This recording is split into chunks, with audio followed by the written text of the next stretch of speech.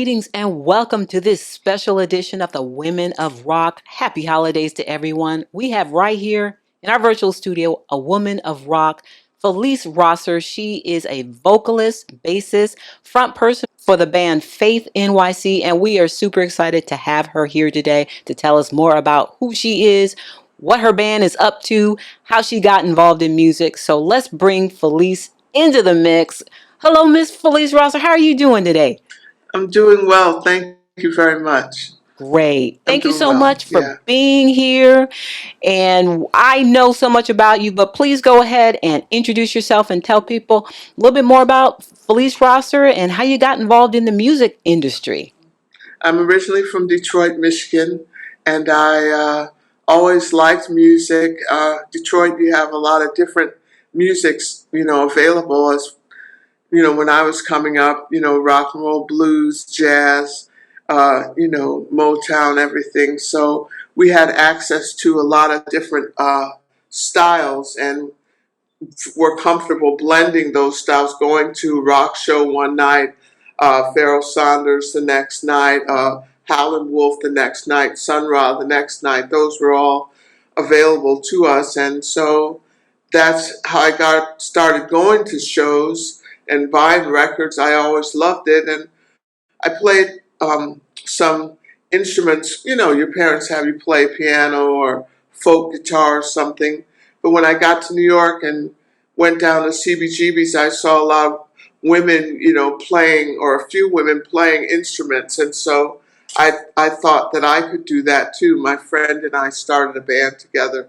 And so that's how I started playing music. And I've been doing it ever since, Yeah. Wow. And as they say, the rest is history. Awesome. Awesome. So you got into the punk rock scene and then it evolved from there. So Yeah. how did you decide to focus on the bass? Well, I played guitar, folk guitar, when I was a teenager, and I joined a band with, I had started two bands, actually, one with my friend, dear France, who plays guitar, and she said, we don't need two guitar players, so why don't you play bass? And I said, okay, I didn't know from nothing, so I just said, okay, sure. That's how a lot of bass players get started, They say, oh, you don't need two guitars, so why don't you play bass? So, and then my other friend was a drummer, and so we liked reggae music, so I started playing bass with that also. So, yeah.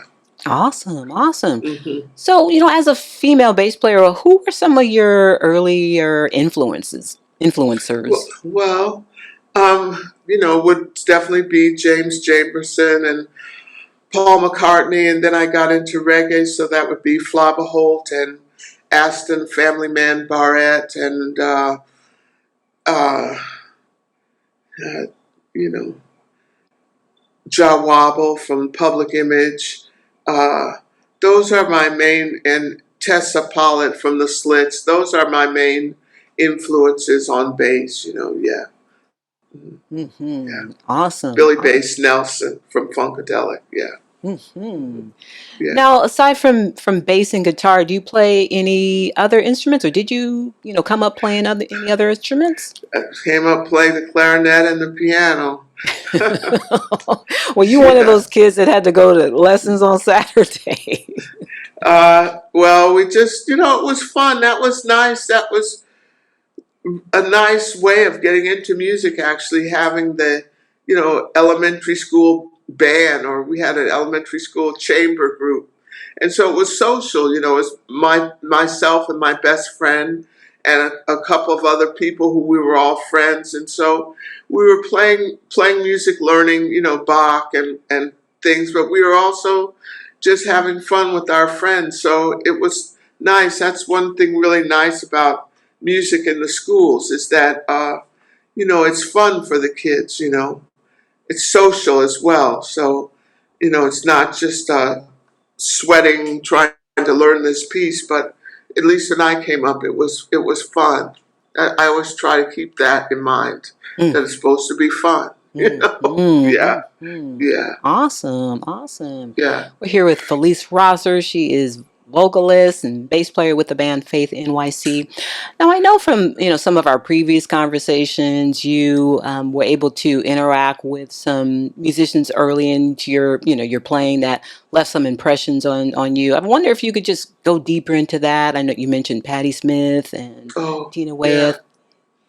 Yeah, well, Patti Smith was the first one that she was very important for in my artistic development because she came to speak. She came to do a reading at our college, and I had read some of her work in Cream magazine and Rock Scene magazine in Detroit. So I was familiar with her, and she came and get this reading, and she said, "Oh, you should come downtown and see my band."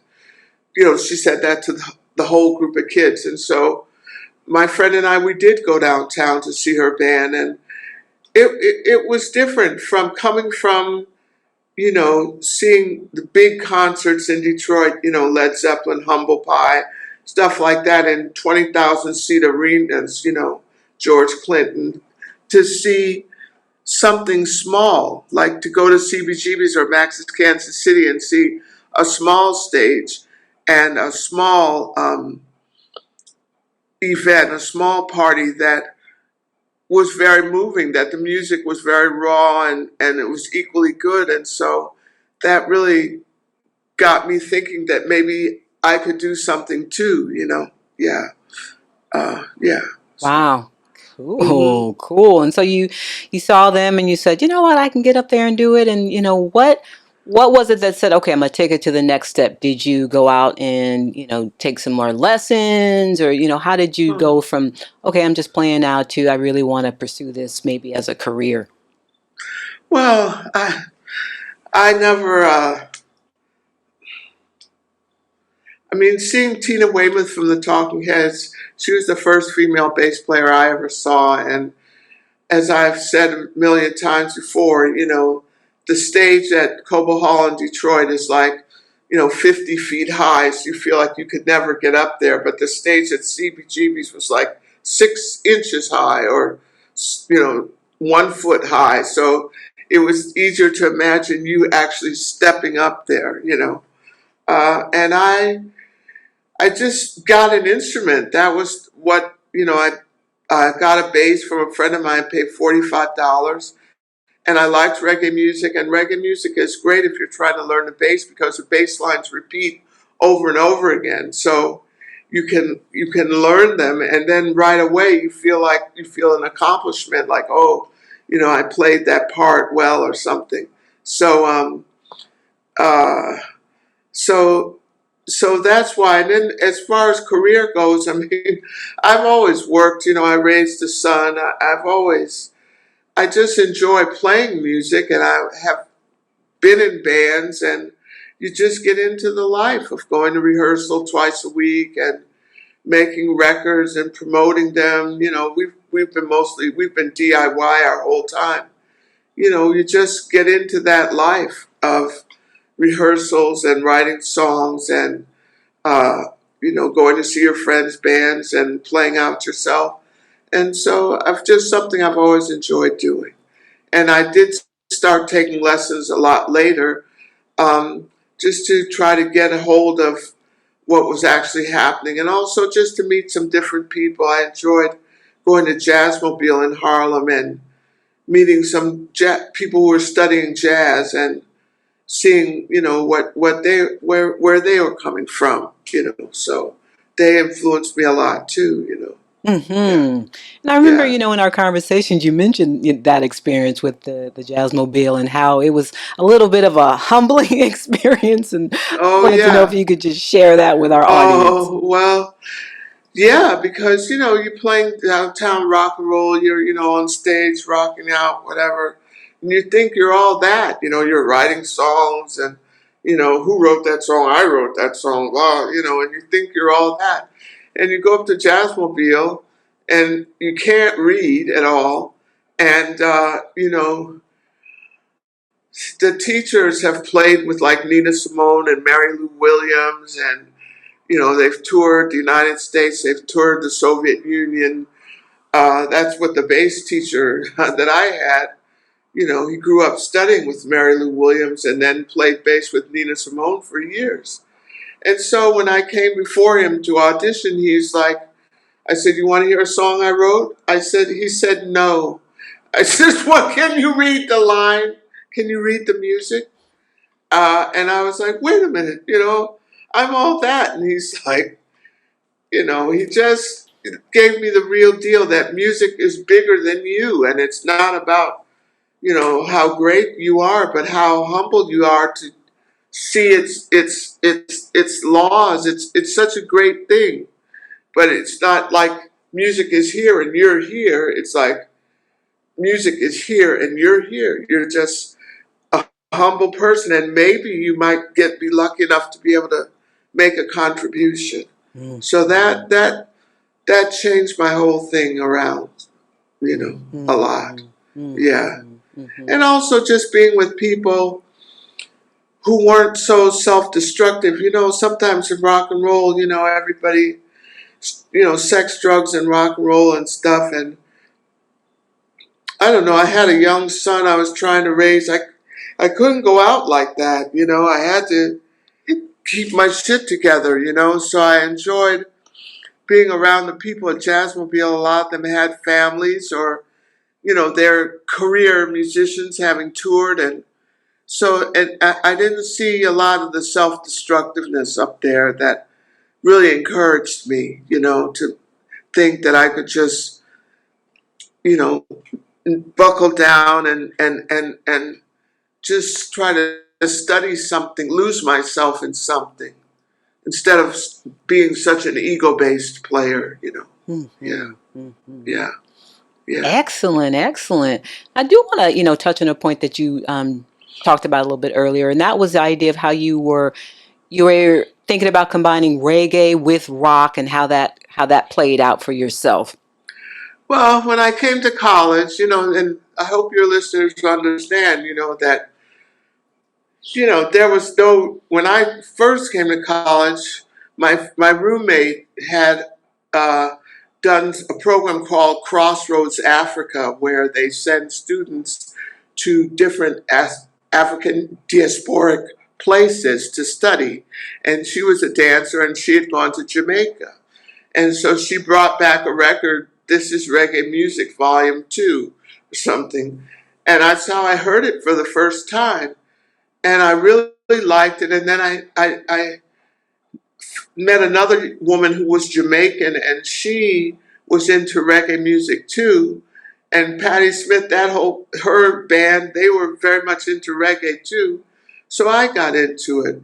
But I always loved rock, and there was a band from England called the Basement Five, and they have a song called No Ball Games, where they put rock and reggae together, like hard guitars and sort of grooving, was ostinato, that's a big word, grooving repetitive bass lines. And so I saw that it could happen together. It really affected me. And so once I heard that you could put them together, because I'm from Detroit, I grew up with the Stooges and the MC5, so that music is in my head very much. And then to put it together with the reggae music was really something that I wanted to do at that time. Yeah. Yeah.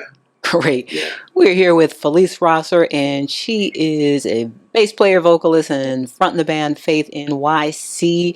And I do want to talk about the Black Rock Coalition. I know you're a longtime member of that organization. How did you get involved?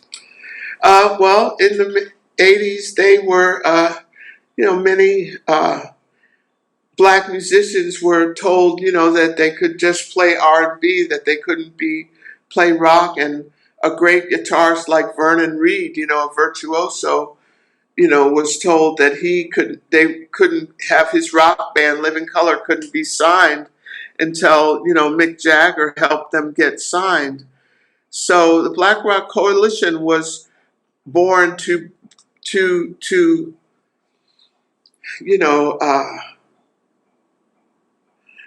to raise up the Black musicians who play a diverse styles, to give us a place to be. And so we would have shows, and there would be all of our friends would come, different bands and stuff. So we had a scene and a whole dynamic that was very, very made you feel good. To have that support from other blacks who are into playing rock and roll and doing a lot of the things that you were interested in doing. So yeah, Mm-hmm. or just interested in varied types of music, not just what is sold to us. Mm-hmm. Yeah, Yeah, and when yeah, I found that organization, I was like, where has this been all my life? Because I grew up, I was a huge heavy metal fan, and I loved bands like Iron Maiden and Black Sabbath and Def Leppard, and I was convinced I was the only black girl that liked that music. And so when I found that website and organization, it's like, oh my God, obviously there's other people out there with the hmm same interest, but growing up at that time, it just seemed like the music marketplace was very segmented, and you could only yeah. like R&B if you were black, and only white people like rock music. So I was wondering if you could just speak more to that. Well, I mean, music is music. People are so much more diverse than what they're given credit for. It's just a matter of if a song hits you or not. And I think most people are affected by many songs. Like you have a song like Wichita Lineman by Glenn Campbell. I mean, what is it? A rock song? But it's just a beautiful combination of chords. Or, the Beatles or Stevie Wonder. I mean, we all have access to those, but it's marked, people are very narrow about what they think people will like. And it gets into, then it becomes a stereotype of black people only like R&B, white people only like rock and stuff like that. That's such a stereotype, and it doesn't have to be true. And it certainly makes the people who are on the other side of those divisions feel awkward, which is totally unnecessary because it's music. It's not it's something that we all, even in classical, oh, blacks don't like classical music. And how do you think someone like Jesse Norman felt, Mm. or Ray Charles, he's doing a country album. What? And Stop the presses.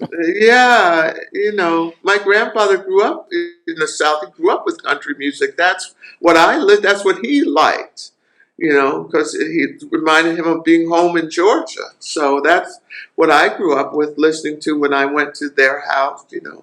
So we all have access to so many different things. And I'm very happy now to see a lot more black folks in country music. Mm. Darius Rucker, certainly the lady Mickey Guyton, and this one Yola. I guess it's not 100% country, but I'm very happy to see people out there doing diverse things. Yeah. Mm-hmm. What's Mm-hmm. in their heart to do. Yeah. Absolutely, because as we've talked, it's like music, it knows no boundaries, and I love heavy metal, but I love jazz, love classical. I love Yeah. talented musicians and appreciate the art form.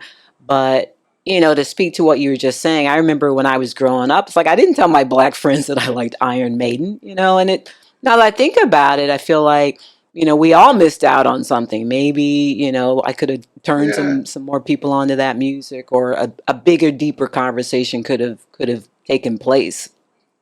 Well, if you're doing something unique, it's always, you know, often you're not supported, or you're not black enough for them. You know what I mean? Which is such a ridiculous thing. But anytime someone does something different than what most people do, they're not encouraged, in that, or people make fun of them. So I don't blame you for not doing that, but you know, maybe you could have turned somebody on to it. I don't know. I didn't Hmm. even think about it when we were kids and we went to see Black Sabbath in Ann Arbor. I didn't even, or Ypsilanti, or wherever it was, East Lansing, something. I didn't even think about that. I just like them because their music is blues based. They've just they're blues, but then they've done put some other elements in it, and I just always liked them for that reason. I always was a fan of theirs. Yeah, Well, now yeah, I'm saying it. I'm loud and I'm proud. I love me some rock and some heavy metal yeah, and all that, classical jazz yeah. as well. So, I stand firmly in my camp.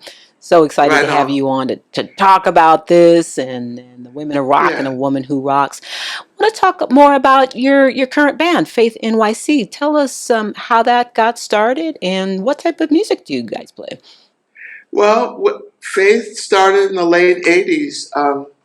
After I was in an all-female reggae band for a few years and learned how to play in the whole reggae show style and stuff. I decided to put a band together that put those two elements together, and so I was writing songs, and I found musicians through the Village Voice, which was a newspaper here, and we've been going in various in our incarnations ever since. It's soulful, rockish reggae. I play bass and sing. I have a guitar player, a drummer, and that's what it is. You can go to our website, faithnyc.net, if you want to hear what we sound like. Yeah. I encourage people to go check out that website because I'm a new fan. I've been humming your songs all week, and I wanted to Oh, ask you about that. I know you're a vocalist and a bass player, and who is coming up with the lyrics? Love some of the titles of your song, Lemonade, Love Stand, Soul Secrets. Tell me about who's behind the lyrics. well, I write most of the lyrics. Lemonade Love Stand was co-written with Patrick Secor, Patty Boom, who was our drummer at the time, and also Nao Hakamada, who was the guitar player at the time. So Patrick had the idea of Lemonade Love Stand, and we all just kind of fleshed it out. Soul Secrets is a song that just popped into my head when I was in my mother's living room in Detroit, and so took a few years or months or years to put it together, but just the concept, sometimes they come in, that song came in, it's no secret, but then after a while it became Soul Secrets, and then so then you try to, what does that mean to you? And so that's what that song is about. The deep feelings that you have inside. That's where a lot of our stuff comes from. Yeah, yeah. Now I know Yeah. you've been busy. You've had some gigs and some events in the past, and some that are coming up. So tell us more about what kinds of gigs you're playing and where we can find you. Well, we'll be playing at Bullet Space in New York on the 18th, and we'll be playing there again on January 7th. We just did a gig at St. Vitus, which is a rock club in Brooklyn, and that was a pro female reproductive rights uh, benefit, and we played it with Tamar Colley and Honeychild Coleman's band Backslider and Flora's band Mafa. So there were four female-led, women of color-led rock and roll bands played that show, and that was a great show. So, we have a mailing list, and also if you want to sign up on the mailing list, we'll let you know where we're playing. Great. We're here with Felice Rosser, bass player, vocalist, lyricist, and then some front the band Faith NYC.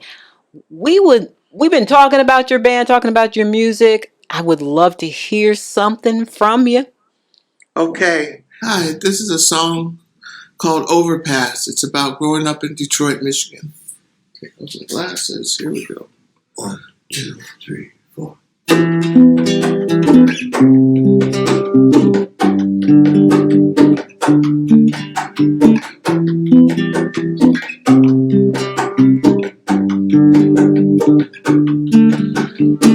Finding our way home under the old overpass. You and me kicking stones. on that way. I used to know my way around here, but I forgot.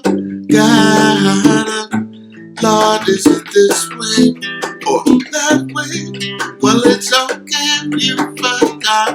And if we pass by 9 Mile Road under the overpass, I remember I first saw you with your knee-high boots on, and I could drink of every drop of your fineness. Lord, this way or that way, well, it's okay, you forgot. Under the overpass, we were reborn from stone. Under the overpass, we will, won't always be alone. Under the overpass, we live, find our way home. Lord, is this way or that way? Well, it's okay if you forgot. Hey, yeah, yeah.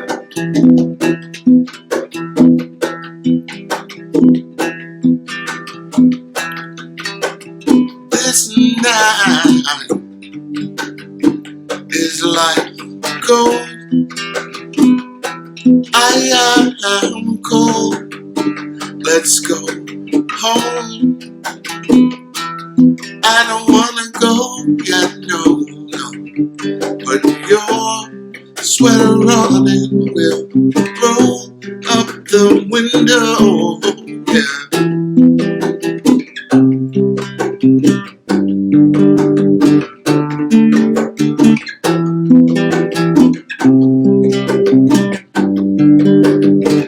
I went looking for the past, but I couldn't find it. I used to rule these streets, but I'm walking like a stranger now. And the people rushing by, I can't really mind them. I'm looking for my future. Is it somewhere beyond the stars? Under the overpass, well, we're reborn from stone. Under the overpass, we will won't always be alone. And under the overpass, we are finding our way home. Lord, is it this way or that way? Well, it's okay if you forgot. Hey, yeah. Hey, yeah, yeah, yeah, yeah. Hey, yeah, yeah. Hey, yeah, yeah, yeah, yeah. This night is like gold. This night is like gold. This night is like gold. This night is like gold. Beautiful, beautiful. My new favorite song, one of my new favorite songs. Love that song. Love that song. Just very nostalgic, and it had me thinking about the past. So tell us more about what inspired you to write that. That one was inspired by my friend Dan that I met when I was a teenager in Detroit, and there, there's a street in Detroit called Woodward Avenue, and it goes. We used to hitchhike that street for fun. That was some way to meet people and stuff, and so it goes. There's a 9 Mile Road is another road in Detroit. So Woodward and 9 Mile is a big intersection there, and there's an overpass on 9 Mile Road, and and that's where I met Dan hitchhiking. We became friends, and we've been friends all this time. So that just looking at the past and seeing how special it was, but not getting trapped because this moment right now will be the past two one day, and you're going to look back on this night and think what a great night it was. So, try to be in the present moment. I went looking for the past, but I couldn't find it. It's not there anymore. Yeah. So. Thank you so much. We are here in the present moment with Felice Rosser, fronting the band FaithNYC. Love your music, and Thank you. Wish you so much continued success. So tell us what's coming up next for the band. I know you got some gigs, and I think you have some recording coming up in the spring. Yeah, we're going to record in the spring. We have about 6 songs we'd like to record, and so just getting them together mentally, how to sound. I've been working a lot in GarageBand, seeing what's possible, and I've really enjoyed doing that. And so we should have a new record out in the spring. That's my goal. That's my plan. That's our plan.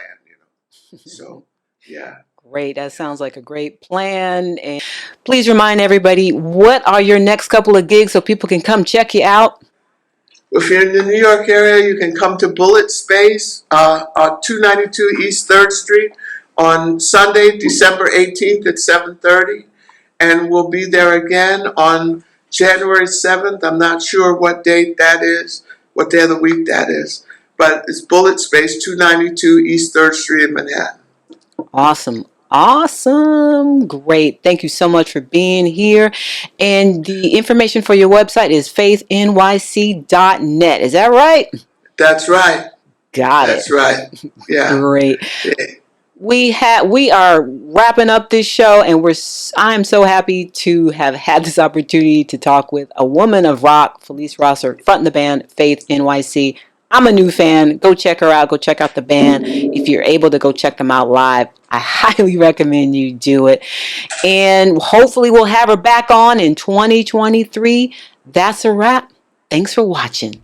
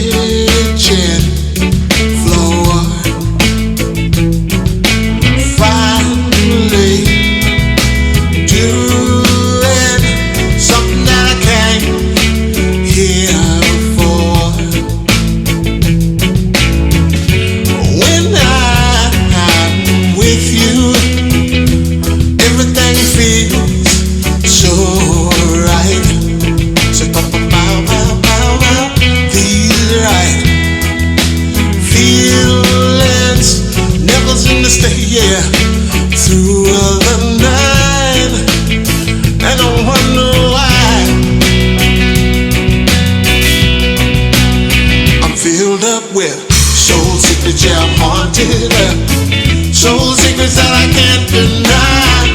Soul secrets on my pillow, and soul secrets between you